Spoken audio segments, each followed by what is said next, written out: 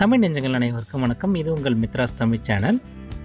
இன்னைக்கு நம்ம பார்க்க போகிற வீடியோ எய்ம்ஸ் நியூ டெல்லி, அதுக்கப்புறம் அது கண்ட்ரோலில் இருக்க 14 எய்ம்ஸ் மெடிக்கல் காலேஜஸில் 2019 ஆண்டுக்கான MBBS, BSc nursing, BSc paramedical courses இதுக்கான என்ட்ரன்ஸுக்கான பேசிக் ரிஜிஸ்ட்ரேஷன் ஆன்லைனில் எப்படி பண்ணுறது அதை பற்றி தான் இன்றைக்கி நம்ம பார்க்க போகிறோம்.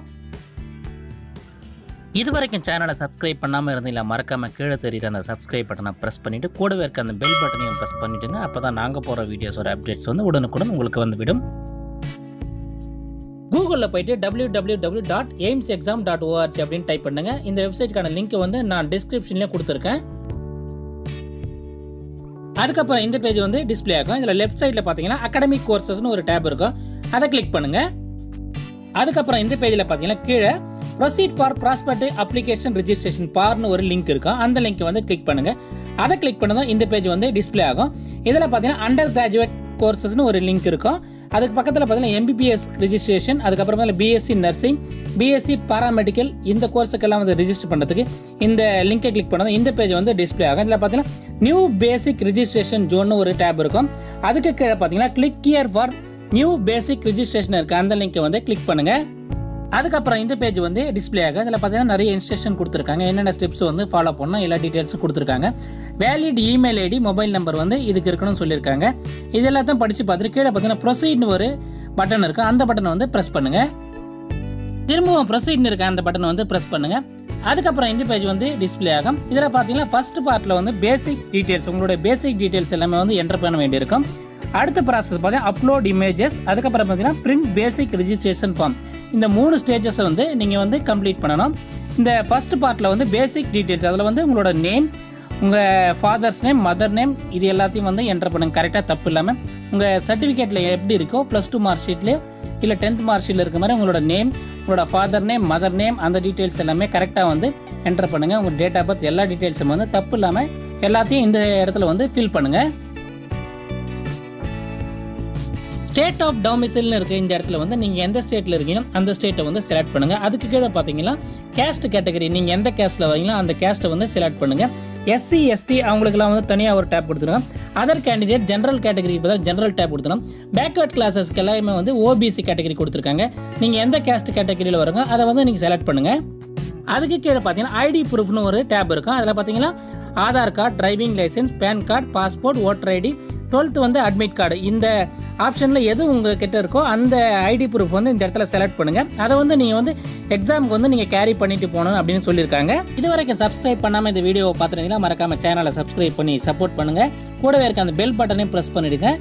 இன்னும் பல யூஸ்ஃபுல்லான வீடியோஸ் எல்லாம் உங்களுக்காக நம்ம தமிழில் நம்ம சேனலில் வர இருக்குது. அதுக்கப்புறம் இந்த பேஜில் பார்த்தீங்கன்னா கான்டாக்ட் டீட்டெயில்ஸ் கீழே பார்த்தீங்கன்னா உங்களுடைய email ID, valid email ID, உங்களுடைய மொபைல் நம்பர், இது ரெண்டுத்தையும் கரெக்டாக என்டர் பண்ணுங்கள்.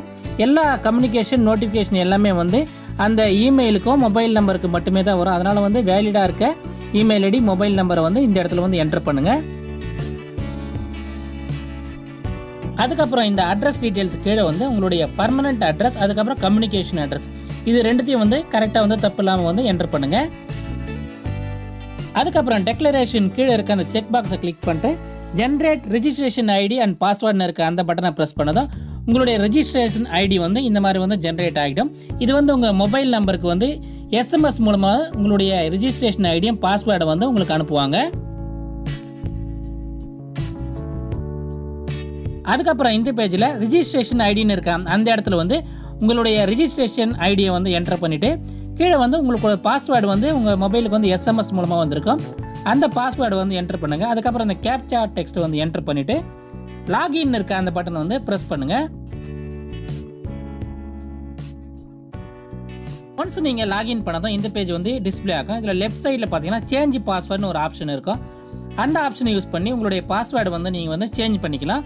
ஓல்டு பாஸ்வேர்டு என்டர் பண்ணிவிட்டு நியூ பாஸ்வேர்டு நீங்களே உங்களுக்கு தேவையான பாஸ்வேர்டு கிரியேட் பண்ணிவிட்டு அப்டேட்னு இருக்க அந்த பட்டனை ப்ரெஸ் பண்ணிங்கன்னா அந்த பாஸ்வேர்டு அப்டேட் ஆகிடும். அதுக்கடுத்த ப்ராசஸ் பார்த்தீங்கன்னா உங்களுடைய ஃபோட்டோகிராஃப், சிக்னேச்சர், லெஃப்ட் தம்போட இம்ப்ரெஷன், இது எல்லாத்தையும் ஸ்கேன் பண்ணி நீங்கள் அப்லோட் பண்ண வேண்டியிருக்கும். அதுக்கு கீழே ப்ரொசீட்னு இருக்க அந்த பட்டனை ப்ரெஸ் பண்ணுங்கள்.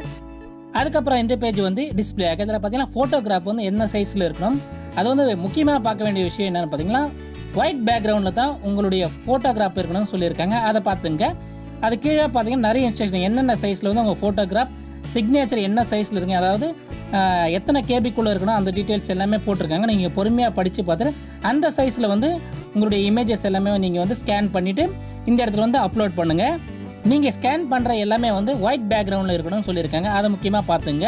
அதுக்கப்புறம் பார்த்தீங்கன்னா சிக்னேச்சர் வந்து கேபிட்டல் லெட்டர்ஸ்லாம் இருக்கக்கூடாதுன்னு சொல்லியிருக்காங்க. ரன்னிங் லெட்டர்ஸில் வந்து தான் உங்களுடைய சிக்னேச்சர் இருக்கணும் அப்படின்னு சொல்லுவாங்க. அதுக்கான மாடலும் பக்கத்திலே கொடுத்துருக்காங்க. அந்த மாதிரி உங்களுடைய சிக்னேச்சரை வந்து நீங்கள் போட்டு ஸ்கேன் பண்ணிவிட்டு அப்லோட் பண்ணுங்கள். உங்களுடைய ஃபோட்டோகிராஃப் பார்த்தீங்கன்னா 50லேருந்து 100 கேபிக்குள்ளே சைஸ் இருக்கணும்னு சொல்லியிருக்காங்க. சிக்னேச்சர் பார்த்தீங்கன்னா 20 to 100 கேபிக்குள்ளே இருக்கணும்னு சொல்லியிருக்காங்க. லெஃப்ட் தம்ப் இம்ப்ரெஷனோட ஸ்கேன்டு இமேஜ் வந்து பார்த்தீங்கன்னா 20 to 100 கேபிக்குள்ளே அந்த சைஸ் இருக்கணும்னு சொல்லியிருக்காங்க. நீங்கள் வந்து ஸ்கேன் பண்ணுறது மேலே அவங்க சொல்கிற இன்ஸ்ட்ரக்ஷன் எல்லாத்தையுமே ஃபாலோ பண்ணிவிட்டு கரெக்டாக வந்து ஸ்கேன் பண்ணிவிட்டு அப்லோட் பண்ணுங்கள். உங்களுடைய சிக்னேச்சர் வந்து ஓவர் ரைட்டிங் எதுவும் இருக்கக்கூடாதுன்னு சொல்லியிருக்காங்க. கேபிட்டல் லெட்டர்ஸ்லாம் இருக்கக்கூடாதுன்னு சொல்லியிருக்காங்க. அதை பார்த்துங்க.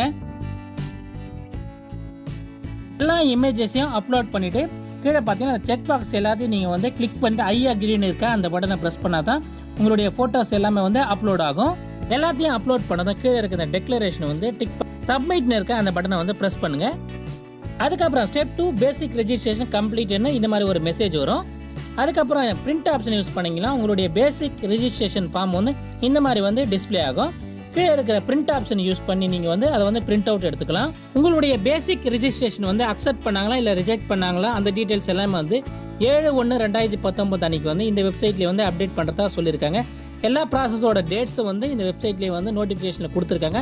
நானும் ஒரு செப்பரேட் வீடியோ போட்டிருக்கேன், அதையும் நீங்கள் செக் பண்ணி பார்க்கலாம். நான் டிஸ்கிரிப்ஷன்லேயும் அந்த லிங்க் கொடுத்துருக்கேன், நீங்கள் அதுலேயும் செக் பண்ணி பார்க்கலாம். கீழே இருக்க இந்த எடிட் பட்டனை ப்ரெஸ் பண்ண தான் உங்கள் அப்ளிகேஷன் வந்து இந்த மாதிரி வந்து ஓப்பன் ஆகும். அதில் ஏதாவது நீங்கள் எடிட் பண்ண நினச்சிங்கன்னா எல்லாத்தையும் எடிட் பண்ணிவிட்டு கீழே இருக்க அந்த டெக்ளரேஷனை வந்து செக் பண்ணிவிட்டு அப்டேட்னு இருக்க அந்த பட்டனை வந்து ப்ரெஸ் பண்ணிங்கன்னா உங்கள் டீட்டெயில்ஸ் எல்லாமே வந்து அப்டேட் ஆகிடும். அதாவது எடிட் பண்ண டீட்டெயில்ஸ் எல்லாமே வந்து அப்டேட் ஆகிடும் சொல்லியிருக்காங்க.